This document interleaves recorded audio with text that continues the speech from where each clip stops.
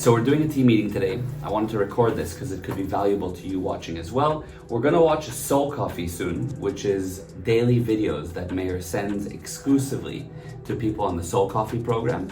And you can basically get pieces of truth every day and apply them. Before we watch today's one, I want to talk to you about Michael Jordan. Okay? Have you heard of the love of the game clause? Or no? 50-50. No? Yeah, Okay. 50-50. So when you're a member of the NBA or on any high sports team, you are considered a really valuable asset that needs to be protected. You're expensive. If you break, it's expensive to fix you. And if you break, you can't play. And that's why they brought you on, because they pay for players and so forth. So they protect their players and they tell them, look, you cannot play basketball or football or whatever it is outside of the practices or outside of NBA games. You're not allowed to play casually, only in controlled environments to avoid injury, to avoid wear and tear, etc. It's a true thing, you can look it up, okay?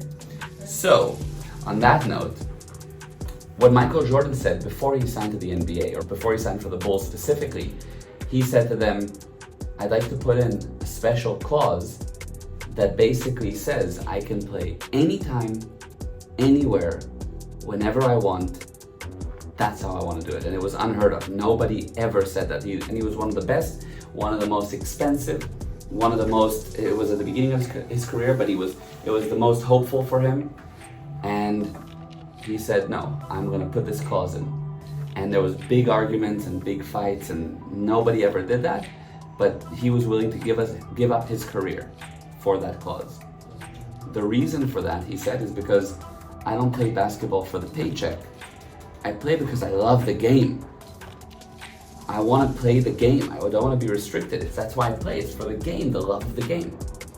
So he ended up getting that clause, and that clause in his contract is called the love of the game clause. Okay, it's a true story. You can just look up Michael Jordan, love of the game. So the point is, he wanted to play the game. It was more important for him than injury, win or lose, make a big paycheck or not. I just want to be able to play the game, or else I'm not signing. Make sense? Yes. Okay, so how do we define what a game is?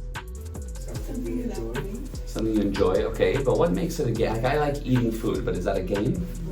Right? So what is a game exactly? To win and lose with the same enthusiasm. That's one of the characteristics of how you play a game well. You need to be able to win and lose with the same level of enthusiasm, that's true.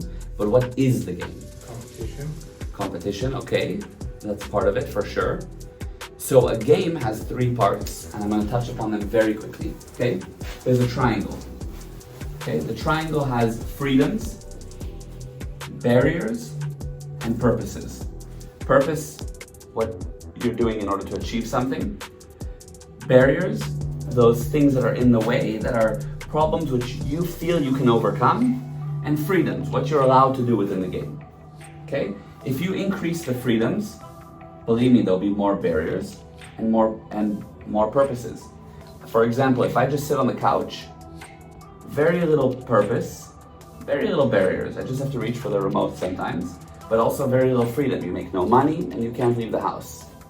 You want to work for someone as a cleaner, maybe bigger purpose than just sitting on the couch.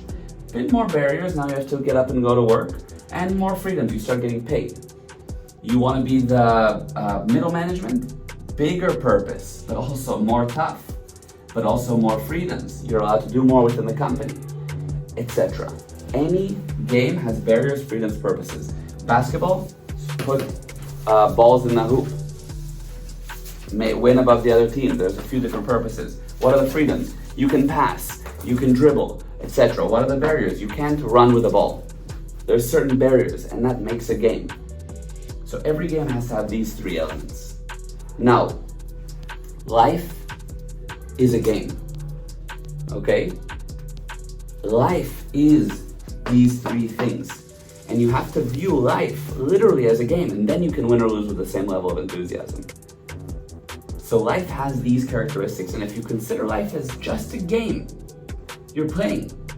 Sometimes you win, sometimes you lose, but you get up and go to work for the love of the game. that make sense? Good. So, the final thing is, what is the definition of the word seriousness? I'm going over these points because when you see the Soul Coffee, it'll then make even more wow for you. So, what does serious mean? Well, you did. Yeah, the more you can become dead serious, that's true. But what does it mean to be serious? If you are like serious about something. You're not enjoying anything. Good, yeah. Yeah. I would say cannot handle the barriers better, can't solve more problems, get more stress, giving up quicker with anything. Good, so you're right, those are the manifestations of stress. Like that's, all those things happen when you have stress. You want to give up, you're more tired, but what is, not stress, sorry, serious. But what is serious? What does that word mean, serious? Okay, seriousness means when importance is high due to potential punishment.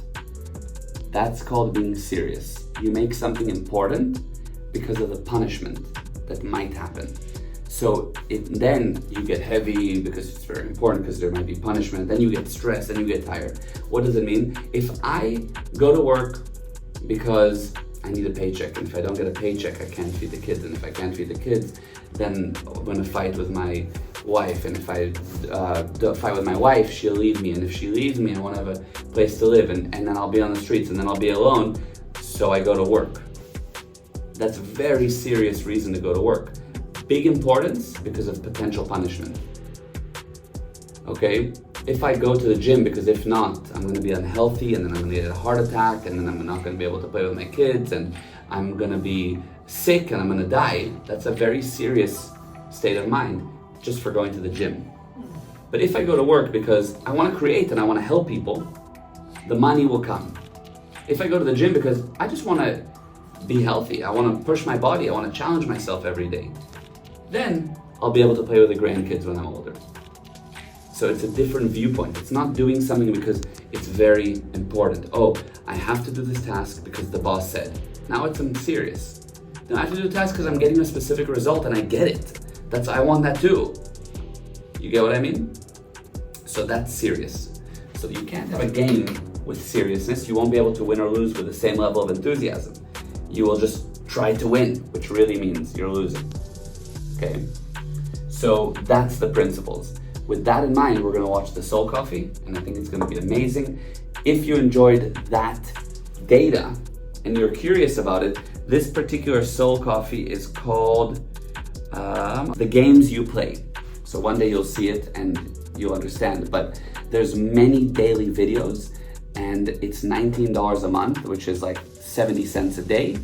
And you can get exclusive videos daily and they're really powerful and you should sign up.